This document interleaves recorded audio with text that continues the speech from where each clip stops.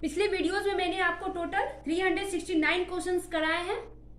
वो सारे क्वेश्चंस आपको क्लास 6 to 8 के थे। ठीक है, ये सारा और क्वेश्चंस है यहाँ पे साइंस के बहुत सारे, ये क्लास 9 के हैं। तो चलो क्वेश्चन नंबर 1 से स्टार्ट करते हैं। प्रत्येक वस्तु जिस सामग्री से बनी होती है उसे क्या कहते हैं?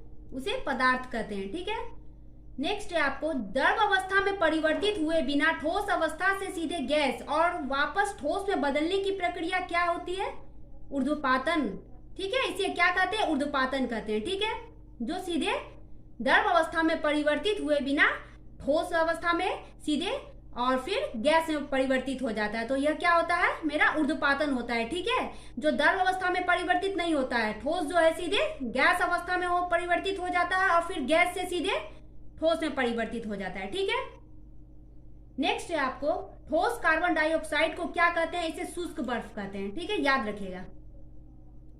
नेक्स्ट है आपको जिस तापमान पर ठोस पिघलकर द्रव बन जाता है उसे क्या कहते हैं? गलनांक कहते हैं। ठीक है, और बर्फ का गलनांक कितना होता है? 273.16 केल्विन होता है। ठीक है, नेक्स्ट है आपको ठोस से द्रव अवस्था में परिवर्तन को क्या कहते हैं? इस प्रक्रिया को संगलन कहते हैं। ठीक है, नेक्स्ट है द्रव से गैस में बदलने की प्रक्रिया क्या कहलाती है? इसे वाष्पीकरण कहते हैं। ठीक है, नेक्स्ट है गैस से द्रव में बदलने की प्रक्रिया क्या होती है? संघनन कहते हैं। ठीक है, नेक्स्ट है आपको ठोसों एवं द्रवों की तुलना में गैसों की संपीड़ितता क्या होती है? काफी अधिक होती है। ठीक है, ये मेन पॉइंट है, इसको याद रखिएगा। ठोसों एवं द्रवों की तुलना में गैसों की संपीड़ितता क्या होती है? काफी अधिक होती है। ठीक है, नेक्स्ट है आपको ठोसों की अपेक्षा द्रवों में विचरण की दर क्या होती है? अधिक होती है ठोसों की अपेक्षा द्रवों में। ठीक है, याद रखिएगा, मेन पॉइंट है। नेक्स्ट है आपको वाहनों में ईंधन के रूप में किस गैस का उपयोग होता है? संपीड़ित प्राकृतिक गैस का प्रयोग होता है, जिसे सीएनजी कहते हैं। ठीक है, वाहनों में। ठीक है, ईंधन के रूप में इसका प्रयोग होता है। ठीक है, नेक्स्ट है आपको पदार्थ की 3 अवस्था कौन है? ठोस, द्रव, गैस। क्या है? पदार्थ की 3 अवस्था है। ठीक है, अब चलो इसके बारे में जानते हैं। ठीक है, ठोस क्या है? यह एक निश्चित आकार होता है, इसका स्पष्ट सीमाएं होती हैं, स्थिर आयतन यानी नगण्य संपीड़ितता होती है, बाह्य बल लगाने पर भी ठोस अपने आकार को क्या करता है? बनाए रखता है। ठीक है, नेक्स्ट है आपको बल लगाने पर ठोस टूट सकते हैं लेकिन आकार नहीं बदलता और ये दृढ़ होते हैं। ठीक है, नेक्स्ट है आपको द्रव। ठीक है, इसका क्या होता है? आयतन निश्चित होता है, आकार बदलता है, जिस बर्तन में डालते हैं उसी का आकार ले लेता है द्रव। ठीक है, नेक्स्ट है आपको तरल होता है और इसमें बहाव होता है। ठीक है, नेक्स्ट है आपको गैस। गैस में क्या होती है? संपीड़ितता काफी अधिक होती है ठोस और द्रव की तुलना में। ठीक है, नेक्स्ट है आपको कणों की गति अनियमित और अत्यधिक तीव्र होती है। ठीक है, याद रखिएगा। नेक्स्ट है आपको वायुमंडलीय दाब पर 1 किलोग्राम ठोस को उसके गलनांक पर द्रव में बदलने की जितनी उसमें ऊर्जा की आवश्यकता होती है उससे संलग्न की क्या कहते हैं? प्रसुप्त ऊष्मा कहते हैं। ठीक है, याद रखना। नेक्स्ट है आपको वायुमंडलीय दाब पर वह तापमान जिस पर द्रव उबलने लगता है उसे क्या कहते हैं? क्वथनांक कहते हैं। वायुमंडलीय दाब पर वह तापमान जिस पर द्रव जो क्या है वो उबलने लगता है तो उसे क्या कहते हैं? क्वथनांक कहते हैं। ठीक है, नेक्स्ट है आपको दाब के बढ़ने और तापमान घटने से गैस किस में बदल जाती है? द्रव में बदल जाती है। ठीक है, दाब के बढ़ने और तापमान घटने से गैस किस में बदल जाती है? द्रव में। ठीक है, नेक्स्ट है आपको जब वायुमंडलीय दाब का माप 1 एटमॉस्फेयर हो तो ठोस कार्बन डाइऑक्साइड द्रव अवस्था में आए बिना सीधे गैस में परिवर्तित हो जाता है। ठीक है, तो इसे क्या कहते हैं? इसे हम शुष्क बर्फ कहते हैं। ठीक है, याद रखना। और शुष्क बर्फ किसे कहते हैं? कार्बन डाइऑक्साइड को। ठीक है, ठोस कार्बन डाइऑक्साइड को। ठीक है, नेक्स्ट है आपको क्वथनांक से कम तापमान पर द्रव के वाष्प में परिवर्तित होने की प्रक्रिया क्या है? वाष्पीकरण है, याद रखना। ठीक है, नेक्स्ट है आपको वायु में विद्यमान जलवाष्प की मात्रा को क्या कहते हैं? आर्द्रता कहते हैं। ठीक है, नेक्स्ट है आपको वाष्पीकरण एक कौन सी प्रक्रिया है? सतही प्रक्रिया है और सतही क्षेत्र बढ़ने पर वाष्पीकरण की दर क्या होती है? बढ़ जाती है। ठीक है, नेक्स्ट है आपको ऐसा पदार्थ जो एक या एक से अधिक शुद्ध तत्वों या यौगिकों से मिलकर बना होता है उसे मिश्रण कहते हैं। ठीक है, याद रखना। नेक्स्ट है आपको 2 या 2 से अधिक पदार्थों का समांगी मिश्रण विलयन होता है और विलयन कौन सा होता है?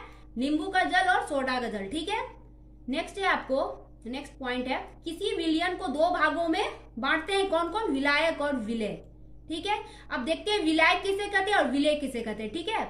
विलयन का वह घटक जो दूसरे घटक को विलयन में मिलाता है उसे क्या कहते हैं, विलायक कहते हैं, ठीक है। और विलयन का वह घटक जो कि विलायक में घुला हो रहता है उसे विलेय कहते हैं, ठीक है। नेक्स्ट है आपको, निश्चित तापमान पर यदि विलयन में विलेय पदार्थ नहीं घुलता है तो उसे क्या कहते हैं, संतृप्त विलयन कहते हैं। इसको याद रखना, निश्चित तापमान पर यदि विलयन में विलेय पदार्थ नहीं घुलता है तो उसे संतृप्त विलयन कहते हैं, ठीक है। नेक्स्ट है आपको, यदि एक विलयन में विलेय पदार्थ की मात्रा संतृप्तता से कम हो तो उसे क्या कहते हैं, असंतृप्त विलयन कहते हैं, ठीक है।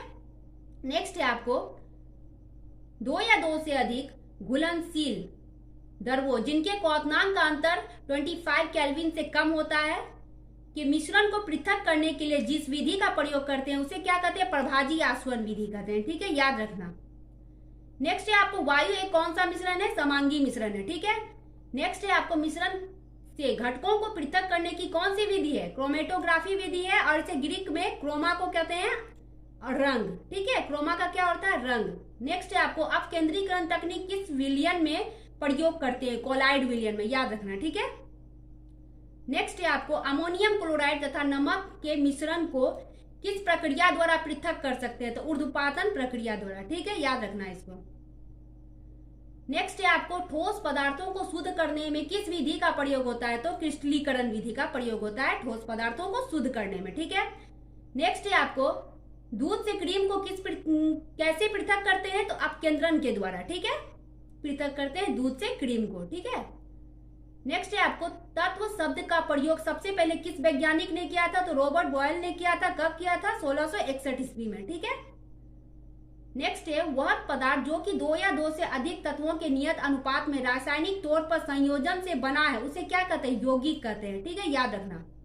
नेक्स्ट है आपको, ऐसे तत्व जो धातु और अधातु के बीच के गुणों को दर्शाते हैं, ठीक है, उसे क्या कहते हैं, उपधातु, जिसमें धातु और अधातु दोनों के गुण पाए जाते हैं, ठीक है। बोरॉन हुआ, सिलिकॉन हुआ और जर्मेनियम, ठीक है, याद रखना।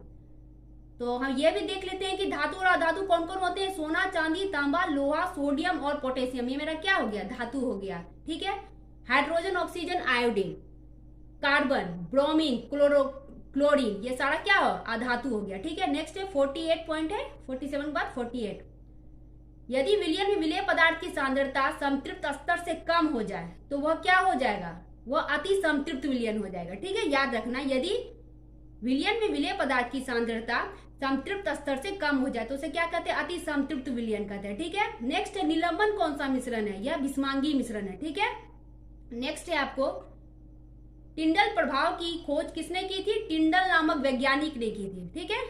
नेक्स्ट है आपको, कोलाइड कौन सा मिश्रण है, विस्मांगी मिश्रण, याद रखना, ठीक है। नेक्स्ट है, टिंडल प्रभाव को कौन सा मिश्रण दर्शाता है, दूध और पानी का मिश्रण, ठीक है। नेक्स्ट है आपको, टिंडल प्रभाव को कोलाइडल विलयन में प्रयोग किया जाता है, याद रखना। टिंडल प्रभाव किसमें प्रयोग किया जाता है, कोलाइडल विलयन में, ठीक है। नेक्स्ट है आपको, प्रकाश की किरण का फैलना, ठीक है, क्या कहलाता है, टिंडल प्रभाव कहलाता है, ठीक है। और नेक्स्ट आखिरी पॉइंट है आपका 55, कोलाइडल विलयन किन दो माध्यम से बनता है, तो आपको परिक्षिप्त प्रावस्था और परिक्षेपण से बनता है कोलाइडल विलयन, ठीक है, दो माध्यम से बनता है, ठीक है।